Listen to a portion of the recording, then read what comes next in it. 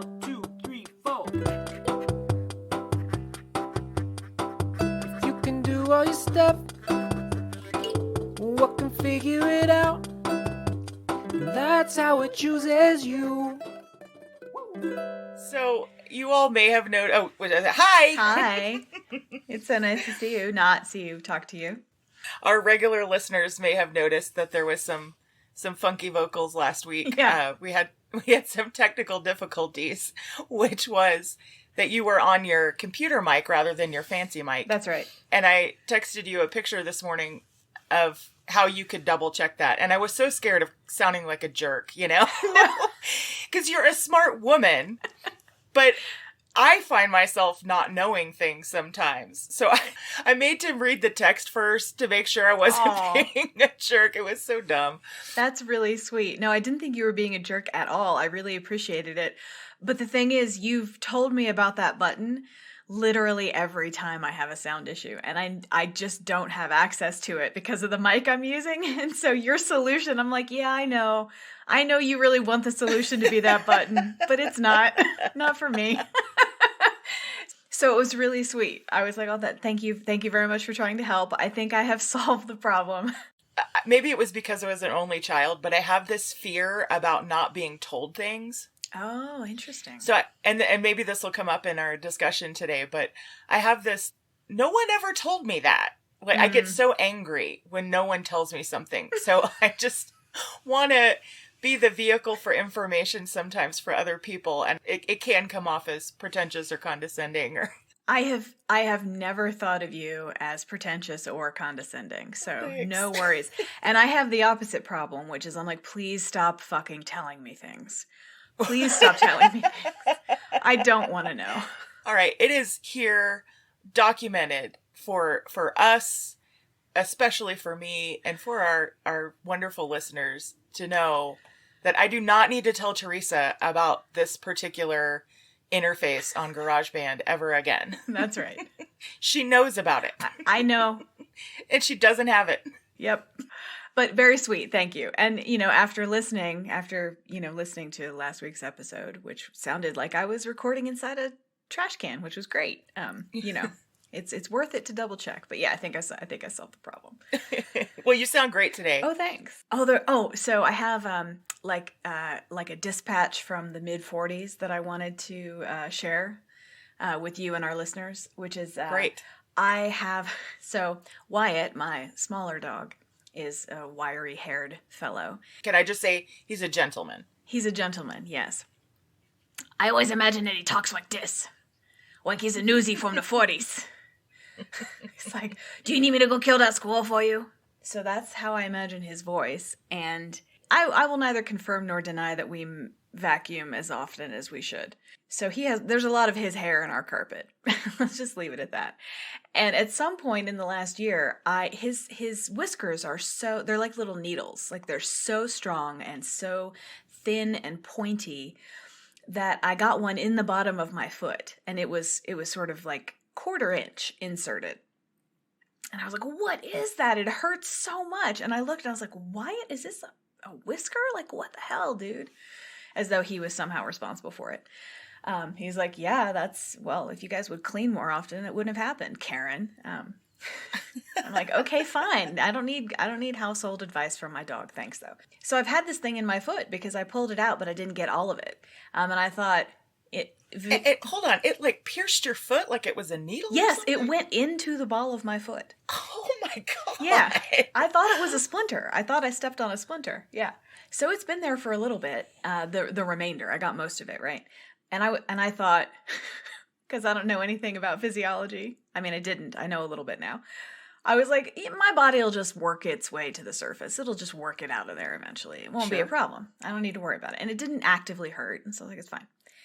But no, what the body does is it creates a callus around it. And then the callus starts hurting. So I over the last few weeks, I have developed a pain in the ball of my right foot. I'm like, what is that? And I finally looked at it. You would think I would look at it sooner rather than later, but I didn't. After weeks of it hurting, I was like, maybe I should look at it. And so I did. And you can see a dark piece of whisker in there in the center of an ever-growing callus. And so I had to purchase a corn remover. And I'm going through a process now of affixing things to the bottom of my foot to dissolve the dried skin so that I can eventually get his whisker out. So, Teresa, you know what this means, right? No. He is forever literally a part of you. He's a part of me. I'm desperately trying to make that not true. I'm desperate to get it out of my foot. Well, keep me posted. I want to know what happens. Oh, sure. Yeah, I'm going to do a full separate page on the website that's like Teresa's corn journey. So don't worry about that. Yeah. We're going to corner the corn market. Uh-huh. Well, so few people, I mean, no one's identified it yet. That, we got to jump on these things when we find them. Everyone, this is the podcast It Chooses You. Yeah, it is. I'm Teresa Sparks, and that is Claire Patton. Yee-haw! This is a podcast where we talk about things we like, things we love, ideas that inspire us, themes that we notice, and everything in between. Yes, we discuss the stories, ideas, and delights that make life worth living, I think is the very po-faced way we put it on the website. That was professional. Thank you. That's all I have. So I've used up my allotment of professional energy for today. Sweet. As I'm listening to episodes, I realize how often I laughed at my own jokes, and I'm okay with a little bit of that because I'm in it for me. Let's make no mistake.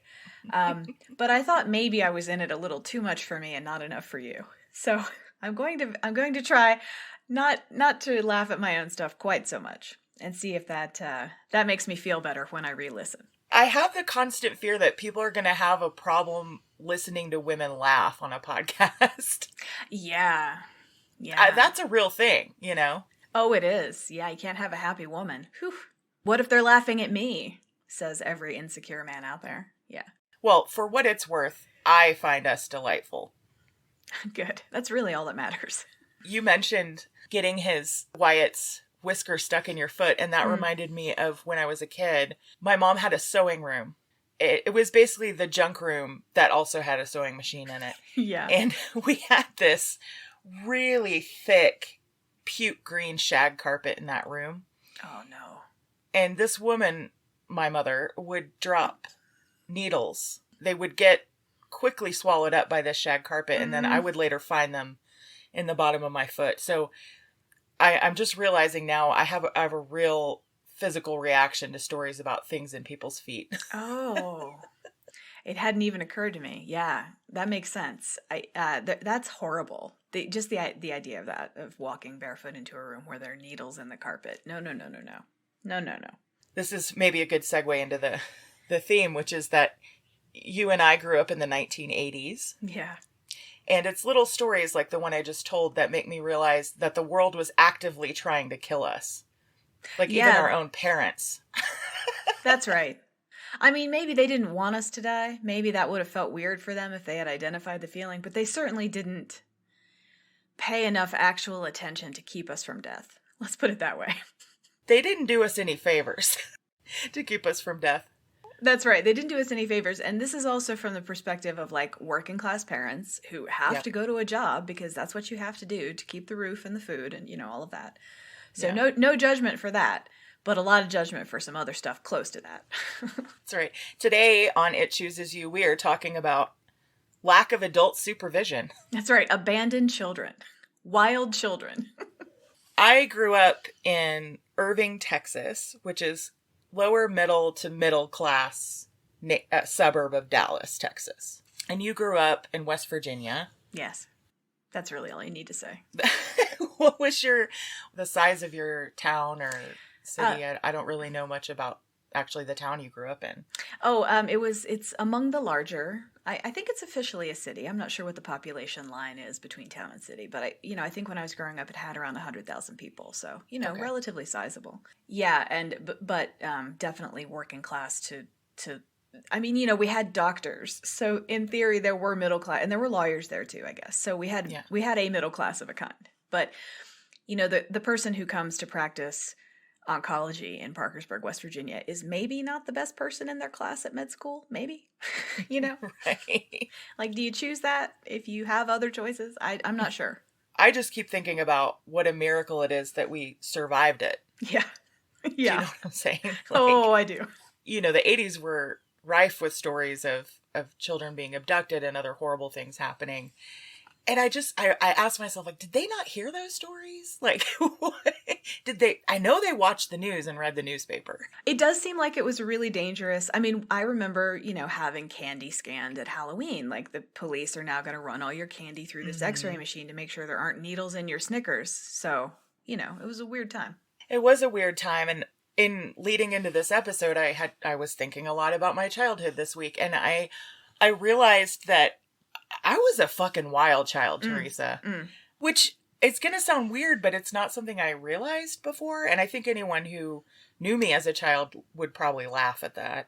I was just outside all the time. Yeah. In my early childhood. And we just had run of the neighborhood.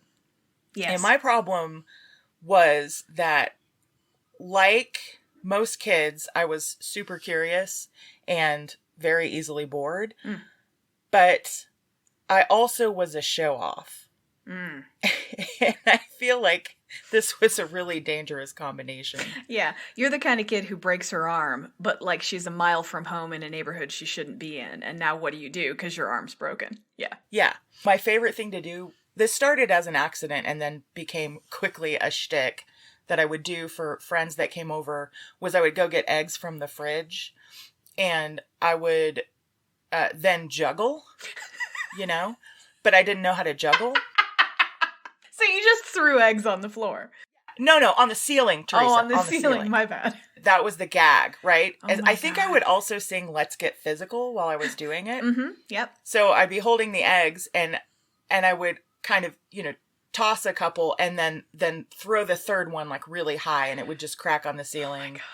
Sometimes dripping on me. I mean, this was the era of the television show You Can't Do That on Television, where people were getting like slimed and stuff.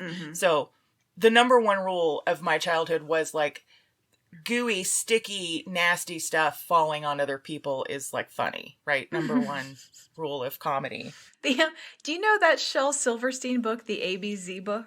I don't know if I know that one. I have a couple of his, but I don't have that one. I don't know why I remember the entry for E so clearly. But the E entry of that book is, E is for Ernie. Ernie is the genie who lives in the ceiling. E is also for eggs. Ernie loves eggs. Go to the fridge and grab eggs and throw eggs at Ernie in the ceiling and say, "Catch it, Ernie, catch the egg." Oh my God. Yeah. Maybe I read that and then like internalized it and think it. So basically you just stole my shining moment of comedic genius as a child from me, Teresa. Oh no. I thought I was pointing out delightful parallels between you and Shel Silverstein. You totally were. I remember this one time that I was outside by myself and I was staring at the dirt that had sort of gathered on the sidewalk. And I was like, that looks a lot like cocoa.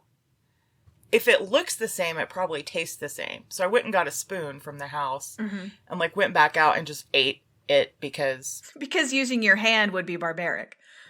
Right. I was dainty barbarian. I would we rode our bikes a lot. We went all over the neighborhood. I had about probably a mile and a half radius from my house that I frequented. I'd pop wheelies on my bike with, of course, no helmet because no one wore helmets in the 80s. Helmets? No. Helmets, knee pads. What are you talking about? Nobody has money for that. Come on. As I said, I was always outside. And when I was outside, I was usually barefoot, which to this day baffles me. Again, see fear of stuff in foot. Ooh. We had an alleyway behind our house. So it was basically a block with two streets of houses facing back to back. I would regularly walk down the alley. At least once a week, I'd be chased by these pit bulls down the alley that would hop the fence of the yard they were in. Nice. When I was outside, if I had to poop, I would just poop in the yard. Why go inside? That is not what I expected you to say next. That is... Yeah. How old were you? Oh, 5, 6. Wow. Okay. I think you win. I think, Well, just put forever. Put this in the category of stuff adults never told me not to do. I didn't know. That's hysterical. You're one of those kids in class that's like looking for every loophole, right? Well, you didn't say I couldn't turn in my homework 7 days late and get, yeah. Why would you go inside? You never told me I couldn't poop in the yard, so. Yeah. I mean, yeah, I had a spot I liked, I guess. Oh my gosh. I love that about you. That's amazing. I don't know if I've ever done, what would we call that? Would we call that a clandestine poop? I mean, not really. It sounds like you were just in your public yard, right? Yeah, I mean, somebody could have seen me doing it. No, hold on. I need to ask more questions about this. I'm happy to spend the rest of the episode talking about pooping in the yard. Yeah. Yeah.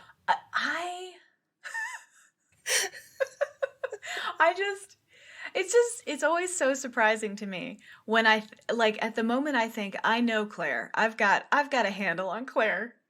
You come up with these things that you did. I'm like, who was that? Was that also you? My goodness. Look, that person was a feral child that no one was kind enough to take care of, wash, or tell that they shouldn't poop in the yard. Wow. I've never been so jealous of you as I am right now. Yeah.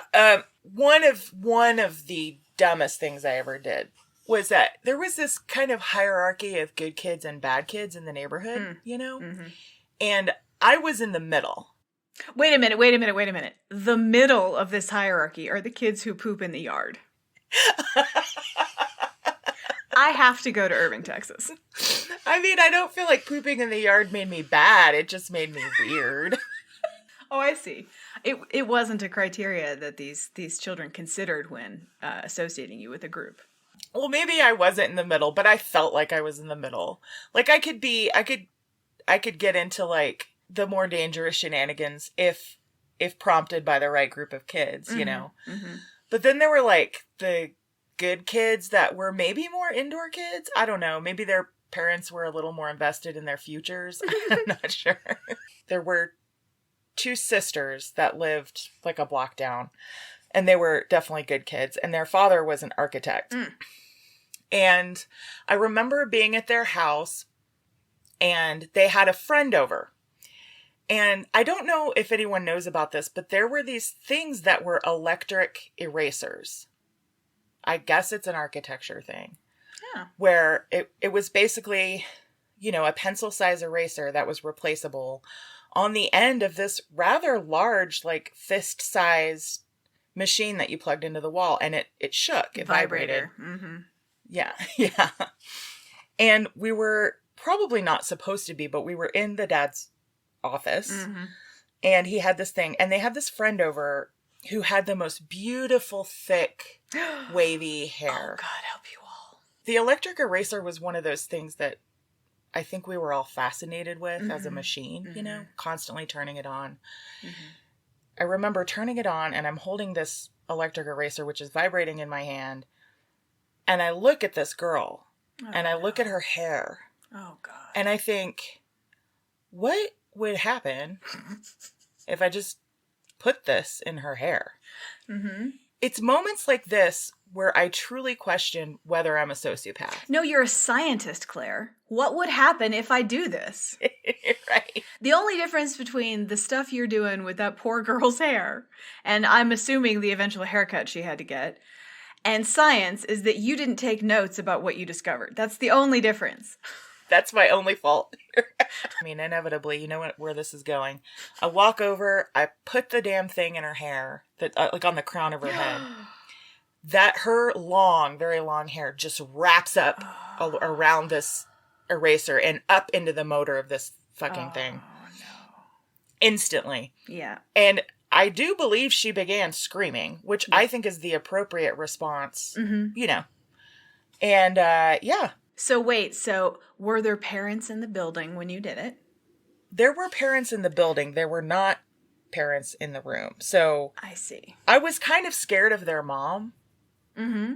Well, probably because she pinned you as somebody who would put a rotating device in someone's hair. She's like, I know that kid. I've seen her pooping in the yard. I know what she's going to get up to. I did. I felt like I was constantly confirming this woman, like some kind of prejudice this woman had against me. Yes. So there you have it. Isn't that interesting, though, how when you're a child, you know that some adults just don't like and trust you. You can definitely sense it. I had a mother of a friend who was one of those who used to insist that we only played in the basement when we would go to their house, and their laundry room was in the basement. And so we used to play dress up with her lingerie because it was in baskets in the basement, which is the only room we were allowed to be in. And then she came down and was furious, and she said, I don't invite you over here to snoop. And I was like, bitch, you told me I had to be in this room and there's an open bag of lingerie right there. What are you talking about snooping? It's out in the only room you'll let me be in. Oh, I hate this woman. Oh, she's terrible. Yeah. You had told me that you were a latchkey kid, right? I don't think I was technically a latchkey kid, but I did spend a lot of time alone. But you came home and your parents were working like real people. That's right. Yeah. Yeah, we had a good hour. Is that right? Yeah, an hour before one of the parents got home. They were lucky enough. One of them was able to rearrange their schedule. Like they had shifts they could choose from.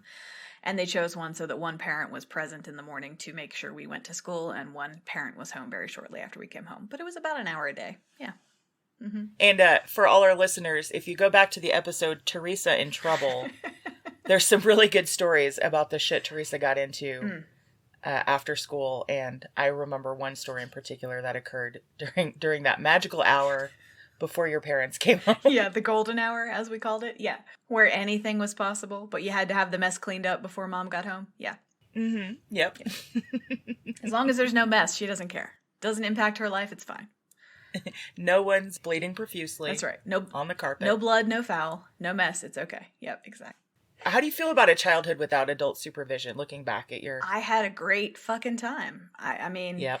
Even when I was supposed to be, I mean, if we want to talk about my socioeconomic position now and choices I've made as an adult that stem directly from believing I had all the answers when I was 7 years old. I mean, we could have that conversation if you wanted, but I had a really, really good time. I mean, even when I was actively being babysat, our babysitter would take us to the park for the day, and Travis would steal all of his dad's knives, and we'd run off into the woods and play Mumbledy Peg. I mean, for God's sake, I'm so lucky I'm not dead. Like, what's Mumbledy Peg? Oh, you grab a knife by the blade and you throw it into a circle on the ground, but like there are a bunch of people standing around, and it's like playing with fire in a way. It's like, how dangerous can this be? And yet nobody gets hurt. I mean, it sounds like a horrible idea. It's a horrible idea. Yeah. No, it's absolutely terrible. And yet no knives got stuck in feet. So, we got pretty good at it. But, I mean, like living wild in the woods. I mean, I was confident, like if I needed to run away, I could just go live in the woods and that would be fine. Yeah. I grew up in District 12. I keep telling you. So I just want to say, we are not parents. We are not here to tell people how to parent or to comment. We do that privately.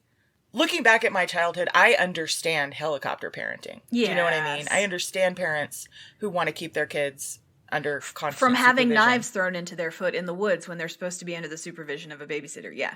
Absolutely. Yeah. But there is a counter movement happening in the parenting world, which is about letting kids take risks as they play and letting kids have a bit of freedom, because there have been studies done that show that there are some physiological and psychological benefits from that freedom and lack of supervision. Well, when I think of the two of us in particular, we are very competent, problem-solving, capable people. And I attribute that to having to parent myself in many hours of the day at a young age. I mean, if the decisions you make could very well end up in your bodily injury, you learn to make good decisions pretty quickly. There's a lot of talk with the pandemic from Gen Xers saying, hey, guess what? We're perfectly prepared for this. Yeah. Because we would come home and have to microwave our dinner and take care of ourselves. And Gen X is in the particular position right now of being caregivers, right? Either to their children or their parents, and having to sort of deal is in our nature thanks to our upbringing, right? Yeah. Here's the situation. Deal with it or don't. But if you don't, good luck. Right. So as part of this, freedom of play movement in parenting, there's this concept called an adventure playground that I wanted to tell you about. something that I had heard about earlier, but kind of revisited for this episode. And it's basically a junkyard for kids. Nice. That's the best. Junkyards are the best. So parents are not allowed to hang out there. They're outside, depending on the circumstances in the particular playground. It's usually staffed by adults who are there to help, but kids have access to tools, to wood, to pipes, to tires, to drills, hammers, nails, sand, pine cones, straw. Yes. This idea actually came out of, in 1931, there was a Danish landscape artist named Carl Theodor Sorensen who saw children playing in a construction site. Yeah. And he started to reflect on his career. So he designed playgrounds, right? And he was like, actually, kids want to play everywhere but in the playgrounds that I create. During the Nazi occupation and after World War II, in the UK, kids would actually play in the rubble of bomb sites. That's right. Yep. And so this movement started to just basically create these very loose spaces where kids could play and build things and use their imagination. I should mention here that my research following up on this, there's a piece on CBS News about this, and also in Wikipedia. There's information on this movement. There is a particular one that I kept hearing about right now in New York City called Playground NYC. And they have signs outside the gate where the parents are that says, don't give advice to your kids. And it also says, parents, sit back and relax. And so the idea is that it's a place where there's very minimal supervision and the children are able to shape their own environment and learn skills and act creatively in the process, right? I mean, that's awesome. The shitty side of me is like, these people are paying a lot of money to give their children an impoverished person's childhood, So that one side, but also like, as we just discussed, it would have been nice if I had been able, like when things went down, if I didn't have to wait 5 hours for my family to come home, in the summer. So, positives and negatives. And to be fair, I don't know if there's actually a cost for it because I know they are funded. So there's actually an article in Truth Out by Isha Nefertari Yulin where she talks about this particular place in New York City. And she's pointing out that for Black and brown children, the watchful eye of school authorities, police surveillance, and other parents can make play an early lesson in criminalizing their own bodies. Yeah. And I read that and I was like, fuck, another thing as a white person, like even play as a white person, I was like, oh, that's something I didn't think about, of course, Yep. Keep thinking, keep working. Yep. And so this attitude of surveillance for kids combined with typically underfunded schools in urban area means that Black and brown children's right to free play is, she says, significantly infringed. And so she posits that adventure playgrounds are a really great opportunity for Black and brown children to experience the right to free play and play equality. Well, that's great. Again, she was talking specifically to the founders of Playground NYC. So I think that there may be some way in which there is more freedom. And I watched some videos about it, and it's not a bunch of wealthy white kids. Oh, that's tromping good. around. But you are pointing out a potentially really ironic thing about it, which would be Boulder, Colorado, giving a bunch of white kids, wealthy white kids, the right to have it, as you said, an impoverished childhood. Yeah. But with all the financial support, that we didn't have and all of Exactly. And like, oh, you're going to go to adventure camp this week. Oh, you mean I'm not going to just play in the construction site down the street? Oh, okay. Yeah, exactly. There's no broken glass at the one you send me to, Mom. It's no fun. Yeah, but I mean, it is true. When you're a kid, you need so little. Yeah, that's right. To entertain yourself. All you needed was a spoon and a pile of dirt that you thought was cocoa, man. That's great. Like I said, the upside is that you learn how to deal with situations. Like you experience real life in a way that is, it's good practice, right? Because the stakes for most kids, or, maybe only for some kids, aren't actually life or death, even if they did grow up latchkey. Or only occasionally are they life and death. But you're faced with a situation where you have to make a choice and you have to take some kind of action, and you learn a lot about yourself, certainly, in those environments. Do I call Mom at work? Do I interrupt her surgery? Right. And call her to the nurse's station to tell her that Cassandra just cut her toe open and we're a mile from where we should be? Yeah. Right. Or do we bandage that fucker, pack it with dirt to stop it bleeding, and run home?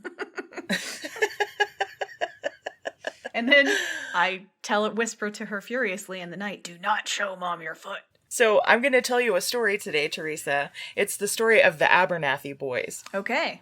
Also unsupervised, though perhaps way more successful in life than you and I were at that young of an age. Okay. Okay, great. So let's see what could have been. Yeah, exactly. My sources for this story, there's a piece in 405 magazine called The Astounding Adventures of the Abernathy Boys by M.J. Alexander. There's a piece in the Washington Post by Eliza McGraw. And there's actually a PBS series called Back in Time that did a short documentary about the boys, and it's simply called The Abernathy Boys. Okay. So it's 27 minutes. I highly recommend everyone check it out. It's really fun to have visuals to go along with the story. Here we are. It's 1909, Teresa. 5-year-old Temple Abernathy and his 9-year-old brother Bud, 5 and 9, Okay. rode their horses from their home in Oklahoma to Santa Fe. I love them already. It was a 1,300-mile journey round trip. Yeah, but they had the horses for protection, so they're fine. And they made the trip by Oh themselves. my God, I love it so much. Yes, this is, yes, thank you. Of course, to us today, this sounds kind of shocking, but it's less shocking when you hear a little bit about their father. Yeah, he was 9 years old. He may have been the man of the family at this point. Who knows what was going on in 1909? Right. He might have had a full-time job. Their father was Jack Abernathy. He grew up in Texas, and he played the piano in saloons starting at the age of 6. Nice. One particular Saturday night, he narrowly avoided being killed during a shootout that left 6 holes in his piano. Oh. By the age of 9, he was a range rider on a ranch. Mm-hmm. And by 15, he had moved up the ranks of the cowboys, so he was kind of head cowboy. And at 18, he fell in love with a music teacher named Jessie Pearl Jordan, and he eloped with her, brandishing a pistol to ensure their escape from her angry family. So, just double checking. She wanted to get married too? It does seem like she was in love as well. It was just her family that was against Who didn't it. want her to marry a Yep. gun-toting cowboy. Got it. Jack was a rancher, and he and Jessie moved to Oklahoma. And while he was riding out one day, he came across some wolves eating one of his cows. Oh. A cow carcass. The cow was dead at that point. He had a couple of dogs that he had for protection, and his dogs attacked the wolves.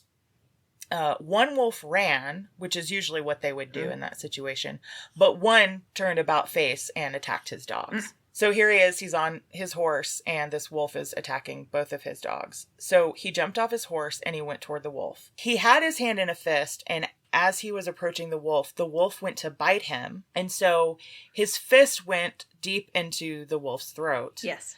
And he's like, here I go. I'm about to get mauled by this wolf. No. But then he realized that his fist was so far back that it was actually behind the canines, and the wolf was unable to shut its jaw. So he was sitting there with his fist in this wolf's throat, and he eventually got where he was basically holding the upper and lower jaws with his hands. Yeah. And his brother ran over to help, and his brother's like, do you want me to shoot it? And he was like, no, I don't want you to shoot it. We could get $50 for this wolf. So basically, at this point, he transferred most of his income to basically being a wolf catcher. Ew. They called him Catch 'em Alive Jack. That became his sort of moniker. Who is they? That seems like he called him Catch 'em Alive Jack and just told everybody that was his nickname. At the time, there was this big love affair with cowboys and with the idea of the West. So there were millionaires, and people would kind of go out searching for like the authentic cowboy. So I think it is possible that someone else gave him the name. Okay. But by 1905, his fame had spread, and President Teddy Roosevelt came to Oklahoma to meet him. And also in that year, Roosevelt made Jack a U.S. Marshal for Western Oklahoma. The job paid well, and he was the youngest U.S. Marshal in history at the time, so the family moved to Guthrie, Oklahoma. In 1899, Jack and Jessie had Louis Bud Van Abernathy. So we're going to call him Bud. Okay. He was the oldest son, but there were girls that were older. And then Temple Reeves, his brother, the youngest, was born in 1904. The boys had 4 sisters as well. And I just love these names, Teresa. They were Pearlie Mae, Kitty Jo, Vera Goldie, and Johnny Jack Martin. Okay. Those were the sisters. I like male names for ladies. I think those are great. So I'm into that one. Yeah. I do too. So unfortunately, the boy's mother died in 1907 from Bright's disease after giving birth to a daughter. Okay. So I think that really puts the whole story in context as to how any of this could have happened.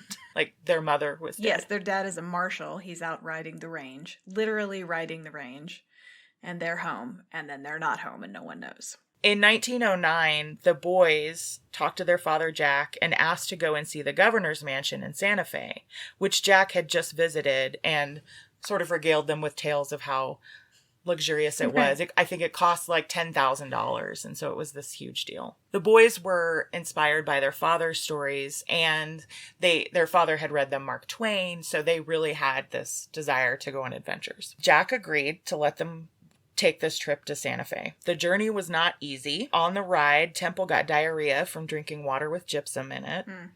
And he sprained both his ankles dismounting his horse at one point. One night, Bud found himself lying awake while Temple slept, firing his shotgun into the darkness to ward off a pack of hungry wolves that circled there. How much sleeping is Temple doing if Jack is periodically shooting a shotgun right next to him? I think this was probably while he was sick. Oh, I see. So just a reminder, at this point, Temple is 5, Bud is 9. Yes. Just Shotgun is taller than he is. Yeah, exactly. At one point on their return journey, Jack Abernathy, their father, received a note written by a lead-tipped bullet on a brown paper sack. This letter was from a cattle rustler and outlaw whose close friend had recently been killed by Jack in a shootout. Oh. As U.S. Marshal. The note was addressed to the Marshal of Oklahoma and said, quote, "I don't like one hair on your head, but I do like the stuff that is in these kids.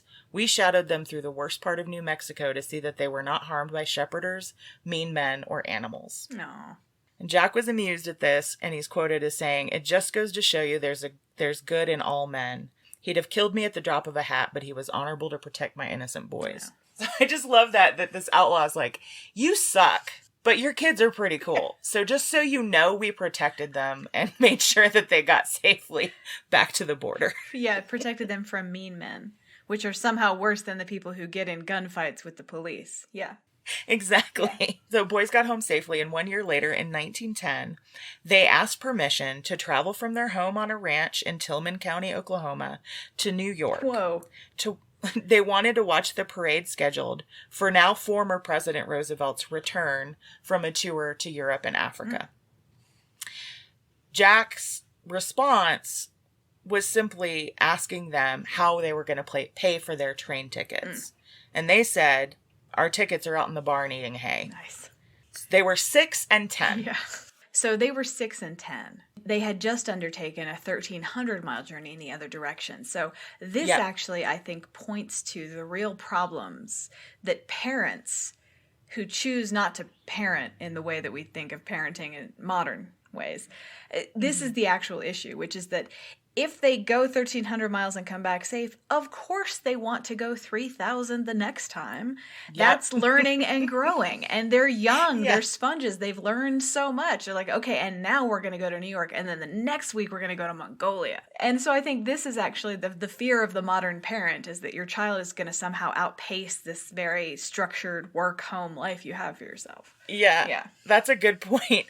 They convinced him by arguing that, it's a longer journey, but there are more roads and it's a more populated area. And in my mind, they were also like, we're going to the east where people are soft and weak. We can handle it out here. We can handle back in east. Yeah.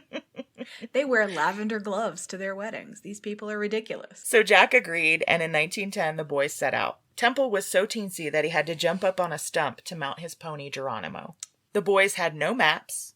They guided themselves using the sun and asking people for directions. Sure. They carried their bedrolls, bacon, and oats for the horses. They sent their father telegrams to keep in touch, and occasionally they were able to call him on the phone. At this point, the boys had gained some notoriety, so they received a celebrity welcome wherever they went. It was sort of a build, you know. The newspapers started to cover their journey. In St. Louis, they were granted the honor of driving a train. In Cincinnati, they got to sleep in a fire station. Nice. They were named deputies for the day in Dayton, Ohio, and were given a tour of Wilbur Wright's airplane factory by the man himself. Nice. Can you imagine No. being that age and meeting Wilbur Wright? Oh my goodness. Yes. The best time of their lives. This is so amazing. Yeah. And if they were in Dayton and do you have I'm just imagining, if that's the route they were taking to New York, it is entirely possible they stopped in Parkersburg or Marietta, Ohio, Parkersburg, West Virginia, or Marietta, Ohio on the way. Well, the next line I have here is for you. In West Virginia, they were honored guests at a Halley's Comet watching party. Nice. Yeah. In D.C., they got to meet President Taft and recount their adventures to the House of Representatives, who halted their work for the day to hear the boys speak. Nice. Anything to not work. That's right. Let's listen to these kids. Tell us what dust is. Okay. In New Jersey, there was a huge group of boys, they called it an army in the newspaper, of boys rode alongside them on their stick horses as the boys rode their horses down the road. And the journey wasn't completely easy. While still in Oklahoma, Temple's pony struggled and had to be replaced with a red and white pinto. The boys rode through a blizzard. While crossing a river, Temple was almost swept away. They had items stolen from them in Chicago. Other kids, obviously threatened, challenged them to fights along the way. And in New Jersey, Temple came down with a bronchial infection. Temple's getting the worst of it. See, this is the difference between 10 and 6. Yeah. Temple later said in the book Bud and Me, which is a book his wife, Alta Abernathy, wrote about the boys' adventures. He said, quote, "Many followers of our exploits complained that we were too young to be making such dangerous trips. Some folks were aghast that 2 boys were allowed to ride anywhere near that far alone. But our dad had confidence in us. Our mother was dead. Dad was the United States Marshal of the Western District of Oklahoma, appointed by President Theodore Roosevelt himself, and Dad's travels took him on many adventures." Yeah, I love that our dad had confidence in us. Not our dad was real busy and super grateful to not have 2 additional children for a year or more.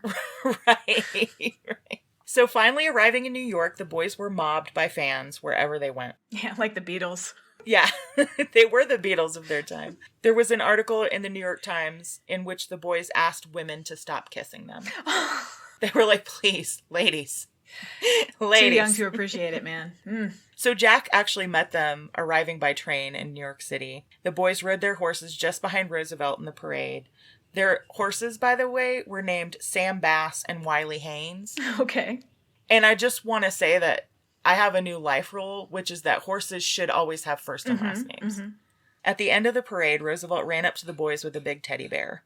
Jack had the horses shipped back to Oklahoma by train, and they were all supposed to take a train home, but Temple suggested that it would be more fun if the brothers bought a car and drove home.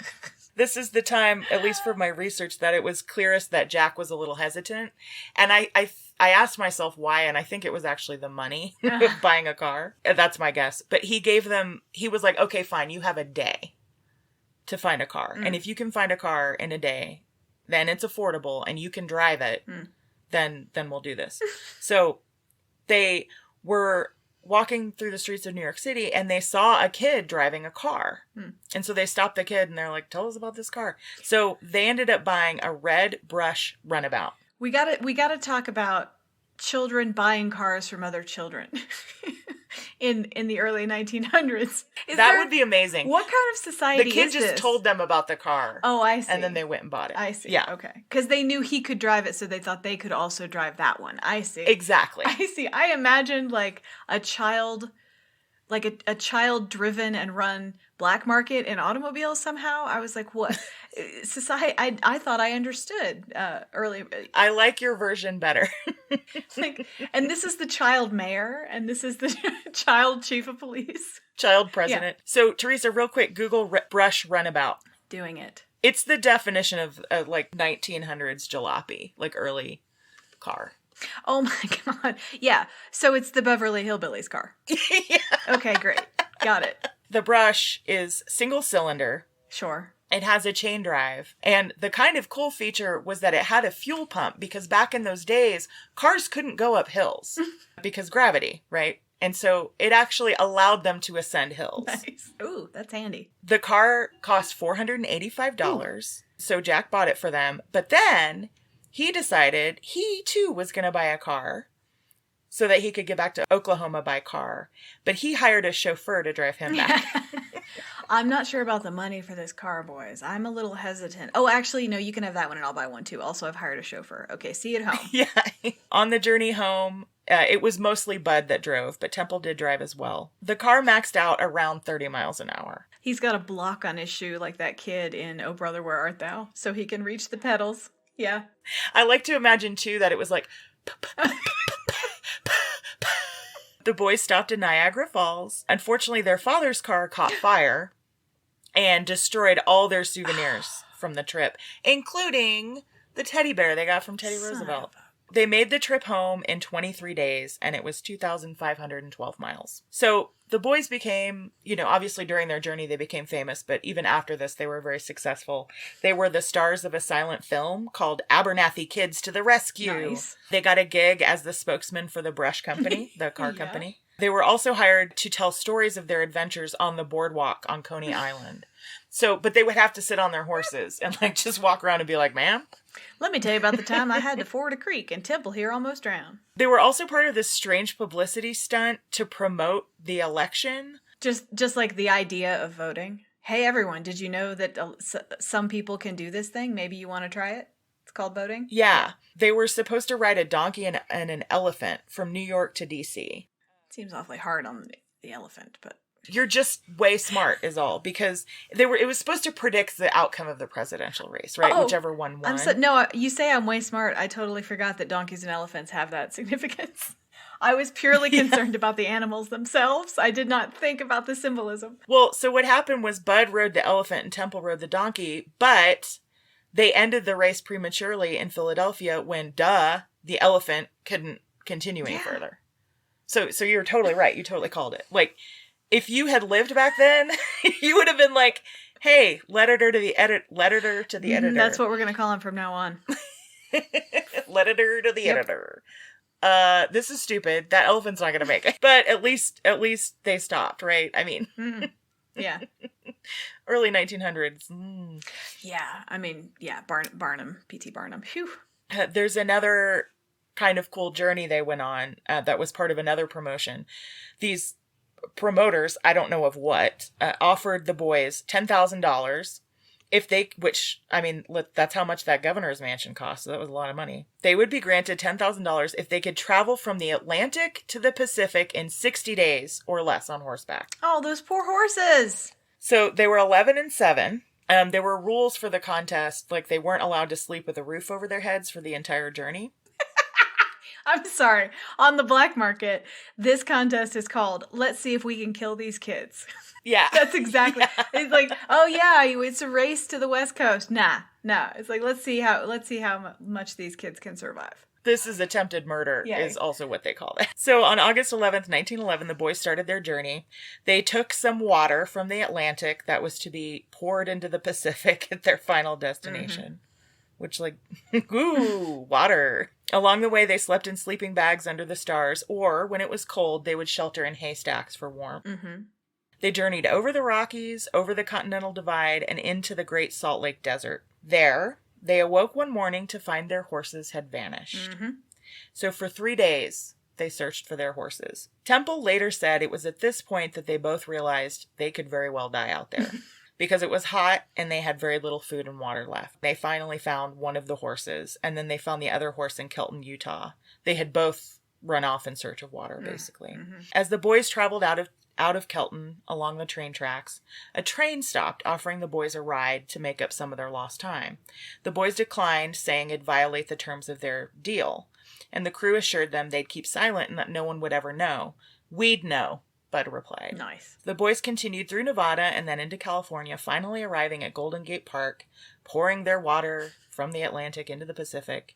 They traveled 3,619 miles in 62 days. My goodness. And that includes 3 days wandering around a desert looking for horses. Good for them. But unfortunately, they were 2 days late because they were given 60 days. So they were not given the money. However, They did break the world record for crossing the U.S. on horseback, which had previously been 182 days. Oh my God, they decimated it. Yeah. A third. So in 1913, the boys were offered to ride to New York City on a motorcycle. They were 9 and 13. If they completed the journey, they were to be given the custom 2-seat bike they would make the journey on. At this time, they were accompanied by a mechanic on a second motorcycle. So a little less, more of a publicity stunt, less of an adventure, let's say. So Temple later said of their arrival in New York, quote, "We were salesmen now, not celebrities as before, and we didn't have to deal with reporters and crowds. I missed the excitement, but all in all, I liked it better because we were free to do as we pleased. Although we didn't realize it at the time, our cross-country travels as the Abernathy boys were at an end." So that was their last journey together. Both boys went to military school. Temple got a job in the oil and gas business, and Bud became a lawyer and eventually a judge. And that is the story of the fabulous journey of the Abernathy boys. Oh, that's super cool. Thank you for telling that story. That's great. These kids, of course, oil and gas. Oh my God. Libertarians. But that's a great story, and I love the idea of 2 tiny children on horses in the middle of the desert. Just, making their way. That was great. Thank you so much. So much fun. You're welcome. I mean, abandoned children. I mean, let's all band together to save the world. Yeah. We can do it. We can do it. Hey, everyone, I have an idea. Have you thought about subscribing to our podcast? Yay! On iTunes or Spotify or wherever you're getting it, you can subscribe. And then when the latest episode arrives, you can just have it just like that. Great idea, Claire. Yes. Also, you guys can, after you've subscribed, thank you very much, you can review the podcast on whatever platform you're listening to it on or getting it from. It'll help us spread the word so that other people who like stories like these can find the podcast too. Thank you all so much for listening. We'll be back with our Smidgen edition later this week. Yes. Thanks so much, you guys. We'll talk to you soon. All right. Bye-bye. Bye. Testing. Great. Thank you for listening to It Chooses You. Your hosts are Teresa Sparks and Claire Patton. Our theme song is by Bobby Dart. If you'd like to get in touch with us, drop us an email at itchoosesyoupodcast@gmail.com.